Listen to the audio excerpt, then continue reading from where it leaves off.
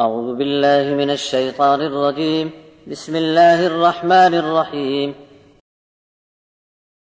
تبارك الذي بيده الملك وهو على كل شيء قدير الذي خلق الموت والحياة ليبلوكم أيكم أحسن عملا وهو العزيز الغفور الذي خلق 7 سماوات طباقا ما ترى في خلق الرحمن من تفاوت فارجع البصر هل ترى من فطور ثم ارجع البصر كرتين ينقلب إليك البصر خاسئا وهو حسير ولقد زينا السماء الدنيا بمصابيح وجعلناها رجوما للشياطين وأعتدنا لهم عذاب السعير وللذين كفروا بربهم عذاب جهنم وبئس المصير إذا ألقوا فيها سمعوا لها شهيقا وهي تفور تكاد تميز من الغيظ كلما ألقي فيها فوج سألهم خزنتها ألم يأتكم نذير قالوا بلى قد جاءنا نذير فكذبنا وقلنا ما نزل الله من شيء إن أنتم إلا في ضلال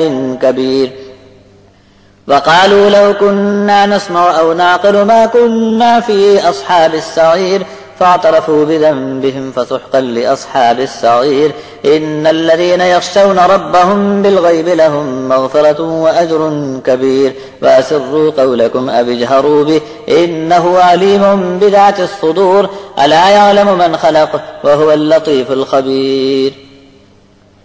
ابتدا اللہ کے نام سے جو رحمان ہے رحیم ہے، بڑی برکت والا ہے، جس کے ہاتھ تمام بادشاہت ہے اور وہ ہر چیز پر قدرت رکھتا ہے، جس نے موت اور زندگی کو پیدا فرما دیا تاکہ تم کو آزمائے کہ تم میں سے کس کے کام اچھے ہیں، اور وہ بڑا غالب بخشنے والا ہے، جس نے اوپر تلے 7 آسمان بنائے. رحمان کی بنائی چیز میں تم کوئی نقص نہ دیکھو گے، نگاہ دوڑا کر دیکھو کیا تم کو کوئی شگاف نظر آتا ہے، پھر دوسری بار نگاہ ڈالو، تمہاری نگاہ ناکام ہو کر تھکی ہوئی تمہاری طرف لوٹ آوے گی. ہم نے دنیا والے آسمان کو چراغوں سے زینت دی اور وہاں سے شیطانوں پر پتھراؤ کا انتظام رکھا، اور ہم نے ان کے لیے بھڑکتی آگ کا عذاب تیار کر رکھا ہے. اور جس کسی نے بھی اپنے رب کا انکار کیا اس کے لیے جہنم کا عذاب ہے، اور یہ بڑی بھیانک جگہ ہے. جب اس میں ڈالے جائیں گے تو اس کے دہاڑنے سے زور شور کی آواز سنیں گے کہ وہ بہت جوش مارتی ہوگی. ان کو ایسا لگے گا کہ مارے جوش کے جہنم پھٹ پڑے گی. جب بھی کوئی فوج اس میں ڈالی جائے گی تو جہنم کے افسران ان سے پوچھیں گے کیا تمہارے پاس اس عذاب سے ڈرانے والا کوئی نہیں آیا تھا؟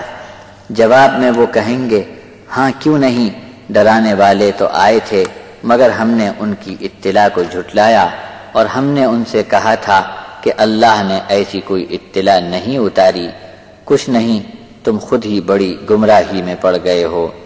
مارے افسوس کے اقرار کریں گے کہ کاش ہم نے ان کا پیغام ٹھیک سے سنا ہوتا اور سمجھا ہوتا تو آج آگ میں رہنے والوں کے ساتھ ہمیں نہ آنا پڑتا. وہاں پر وہ اپنے گناہوں کا اعتراف کریں گے. آگ میں جانے والوں پر لعنت کی پھٹکار ہے.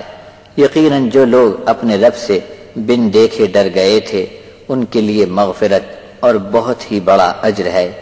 چاہے تم اپنی بات چھپا کر کہو یا ظاہر کر دو، ہر حال میں وہ تو سینے کے چھپے بھید بھی جانتا ہے. کہ جس نے پیدا کیا وہ نہ جانے گا؟ وہ تو بڑا ہی باریک بین اور خبر رکھنے والا ہے.